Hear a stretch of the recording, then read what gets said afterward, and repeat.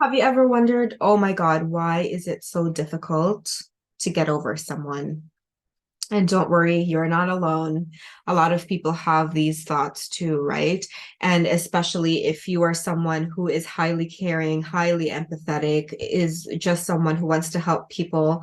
Maybe you are someone who is in a profession that is helping people, right? Like you are a business owner, entrepreneur, you're a service provider, you are a coach. This video is really going to resonate with you as to why you as a person right now with your amazing qualities find it difficult to get over someone. And so here's the thing, right?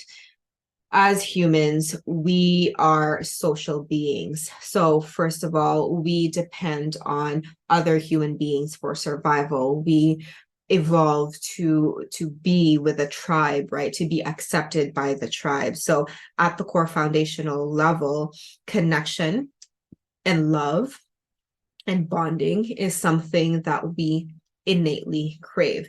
It is one of our basic human needs, is to be loved, is to be cared for, is to be cherished, is to feel significant and to feel that we matter, right? And so as we grow up, depending on what your circumstances are for growing up, we have learned certain conditioning, like we have been conditioned to act certain ways, right? We have learned certain things from our environment, from our caregivers, that at that time, from our childlike brain, we may not have been able to completely rationalize because we were in a state where we didn't have our critical thinking mind up here, our prefrontal cortex to reason. And when we go through experiences in our lives as we were children, we tend to absorb things and sometimes we just misunderstand it, right? We create different meanings based on our experiences because, like I said, we didn't have the decision making and rational thinking part of our minds fully developed yet. And so depending on what you've learned, for example, you are the caring type, right? Like maybe you took care of your siblings, maybe you took care of a family member, maybe it was your role to be the peacekeeper in the family because there was a lot of chaos there. Then you have learned this trait that's maybe familiar to you. It's called people pleasing. You know that trait. And so you have learned to people please, right? And people pleasing to some people seems like a very negative thing, but it actually isn't, because when you were young, you needed to people please, right? Because you were reliant on your caregivers for survival. You did not know how to survive in the world as a child. You just didn't develop that skill yet. So you needed to people please so that your needs were met, so that your basic needs were met, so that you felt the love, so that you felt the connection, so that you had the shelter, the food. You needed to people please back then, right? So it did serve you to become a people pleaser.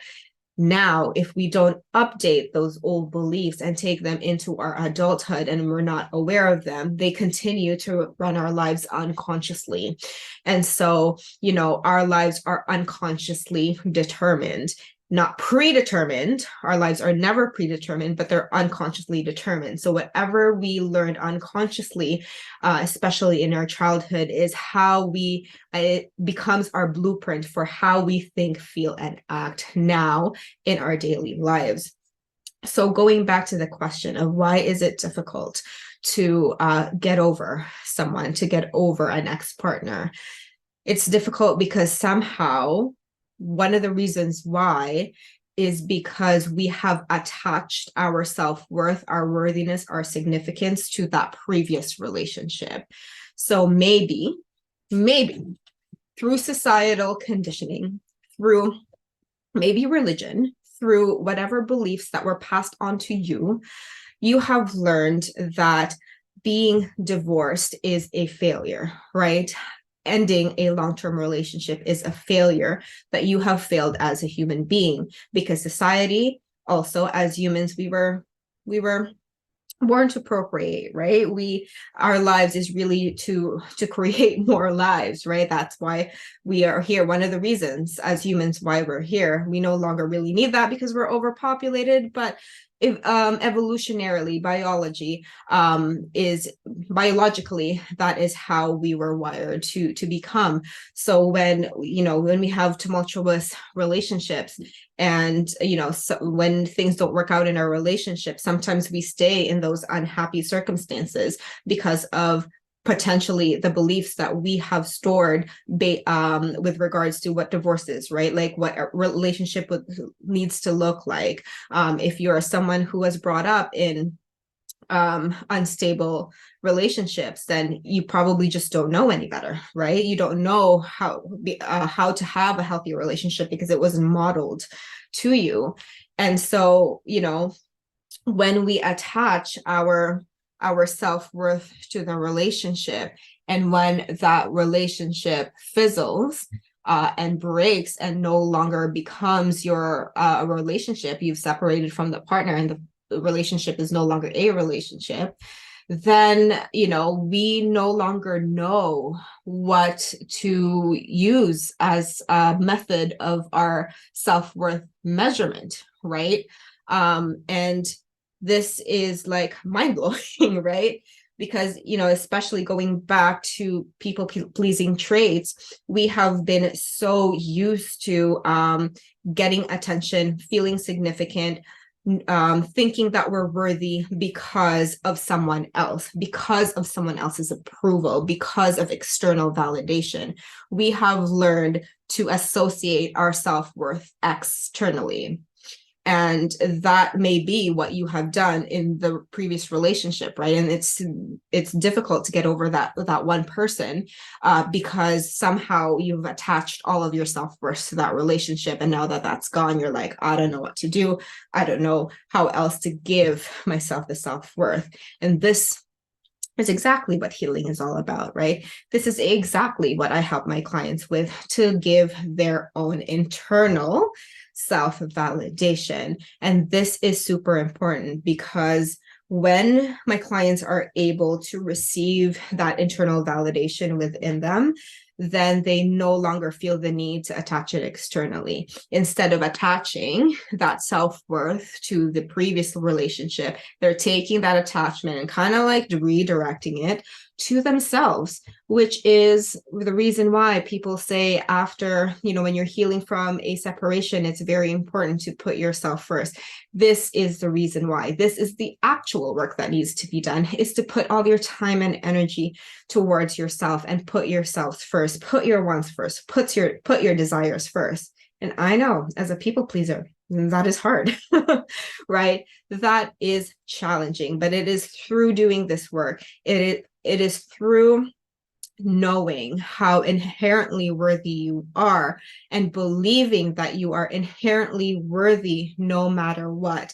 This is the most important gift that you can give yourself, because once you are able to say, okay, that relationship ended, however it ended, however messy and toxic it was, it doesn't really matter because people make mistakes, right? You have learned a mistake, and you can take whatever you have learned about yourself in that old relationship and take it to the present right now, so you can learn from it and that you don't repeat that shit in the future, right? We learn our lessons because we needed to learn them. And sometimes we learn lessons multiple times, right? So this is your chance to really learn from this lesson, to start unapologetically putting yourself first. So if you really want to peacefully move on, if you want to get over that old relationship, the key work that you get to do is to be able to put yourself first and know exactly how to internalize your self-worth, how to give yourself the internal validation instead of seeking it externally. Because if we keep on seeking external validations for our self-worth, then we'll never feel good enough. Then we'll never feel that we matter, because we're relying on something else other than ourselves to find it, right? But once you can actually find that inherent self-worth and know and believe that you are enough no matter what, then that's when your life changes. Not just your life, not just your relationships, because then you'll attract someone who actually wants to be with you, not someone who needs to be with you, right? Fuck that codependency pattern.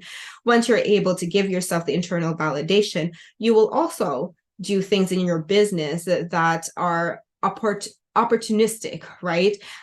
You will no longer be phased if someone doesn't buy your offer, because you know that that offer is still badass, right?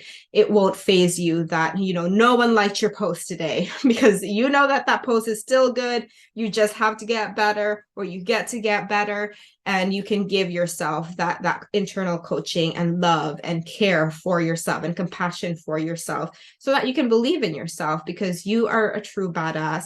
So, want to get again, just to summarize, if you really truly want to move move on peacefully, find ways for you to seek external validation.